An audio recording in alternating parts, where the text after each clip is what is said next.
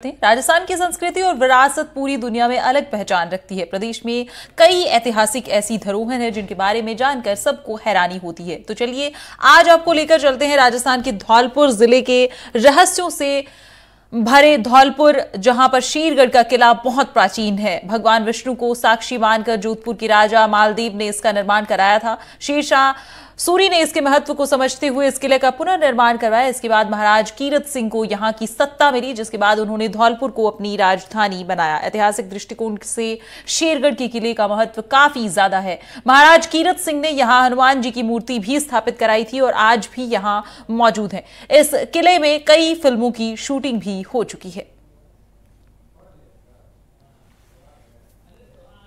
शेरगढ़ का किला भगवान विष्णु से जोड़ा जाता है और पौराणिक आधारों पर माना जाता है कि वो यहीं के राजा थे।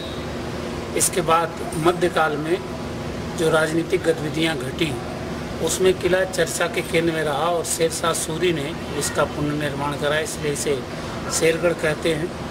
बाद में ऐसी मान्यता है कि सिकंदर लोदी ने इस किले को जीतने की कोशिश की और जब सफल नहीं हुआ तब उसने पास के आगरा नामक गांव को डेवलप करना शुरू किया और इस तरह से आगरा का विकास हुआ। उसके बाद जाटों के समझौते में ये किला महाराज कीरत सिंह जी को मिला और उसके बाद कीरत सिंह जी ने विभिन्न परिस्थितियों के बीच इसे छोड़ा और फिर से इस किले का आज तक जीर्णोद्धार नहीं हो पाया और ये किला अपने ऐतिहासिक संदर्भों को अपने आप में दबाए हुए अब जीर्णोद्धार की उम्मीदें कर रहा है।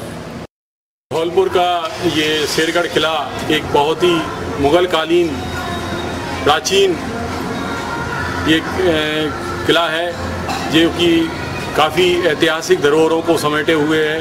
यहाँ पर जो ये जीर्ण शीर्ण अवस्था में इस समय जो है चंबल के किनारे, ये एक बहुत ही महत्वपूर्ण जगह रही है मुगल काल के अंदर।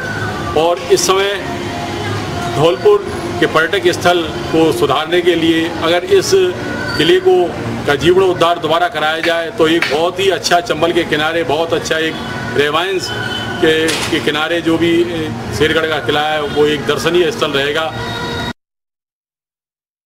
धौलपुर जिले का ऐतिहासिक शेरगढ़ किला है।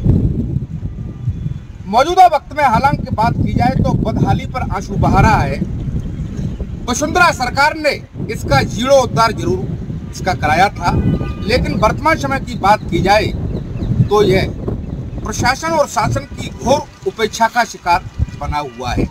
इतिहास और अतीत की बात की जाए तो 842 ईस्वी में इसका निर्माण कराया था तत्कालीन रियासत के महाराज मालदेव ने। इसके बाद सिकंदर लोदी, शेरशाह सूरी ने भी इसका जीर्णोद्धार कराया। 1804 में धौलपुर रियासत के महाराज कीरत सिंह भी इसमें रहे। 1811 तक इसमें रहे, लेकिन पुत्र वियोग होने पर उन्होंने इस किले को छोड़ दिया। ये चंबल के भड़के हैं। आगरा मुंबई राष्ट्रीय राजमार्ग है। यहाँ से ये सीधा आपका ग्वालियर शहर को लिंक करता है हाईवे। चंबल के भड़के हैं। रियासत की बात की जाए, मुगल काल की बात की जाए तो ये क्षेत्र सबसे सुरक्षित माना जाता था युद्ध के लिए, क्योंकि ये यहाँ से महज 300 मीटर की दूरी पर चंबल नदी है। तो चंबल नदी की वजह से ये युद्ध के लिए सबसे सुरक्षित स्थान माना जाता था। वर्तमान की बात की जाए तो इसकी हालत दयनीय बनी हुई है। इसकी जो इमारत है इधर आप देख सकते हैं, जर्जर है, जीर्ण है। इसके कंगूरे हैं, छतरियां हैं, वो लगभग टूटने के कगार पर हैं।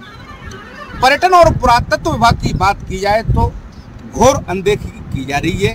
जो स्थानीय यहाँ पर जो पर्यटक आते हैं, बाहर के भी पर्यटक आते हैं यहाँ पर, तो एक उनमें काफ़ी विक्षोभ पैदा होता है और एक उदासीनता भी उनमें देखी जाती है। धौलपुर से नीरज शर्मा, एनडीटीवी राजस्थान के लिए। वहीं धौलपुर में ही स्थित ऐतिहासिक तीर्थराज मंचकुंड श्रद्धालुओं की आस्था का केंद्र माना जाता है। तीर्थराज मंचकुंड को सभी तीर्थों का भांजा कहा जाता है। भगवान श्री कृष्ण को रणछोड़ नाम इसी जगह से मिला है। कहा जाता है कि कालिया वन राक्षस का वध भगवान श्री कृष्ण ने इसी स्थान पर किया था। यहाँ हर साल भारी तादाद में पर्यटक आते हैं। सनातन संस्कृति के लोग सभी तीर्थ का भ्रमण कर मंचकुंड सरोवर में स्नान करते हैं, तभी तीर्थ की यात्रा पूरी मानी जाती है। माफ कीजिएगा, नवविवाहित जोड़ों की कलंगी का विसर्जन भी यहां पर किया जाता है।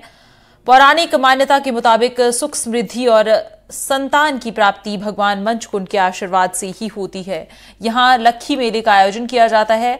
इस मेले में मध्य प्रदेश, हरियाणा, उत्तर प्रदेश और राजस्थान से लाखों की तादाद में श्रद्धालु पहुंचते हैं।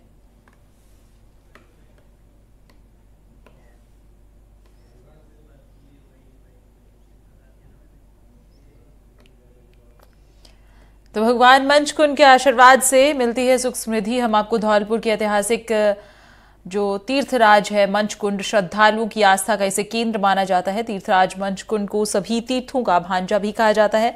भगवान श्री कृष्ण को रणछोड़ नाम इसी जगह से मिला, जिसकी झलकियां हम आपको दिखा रहे हैं।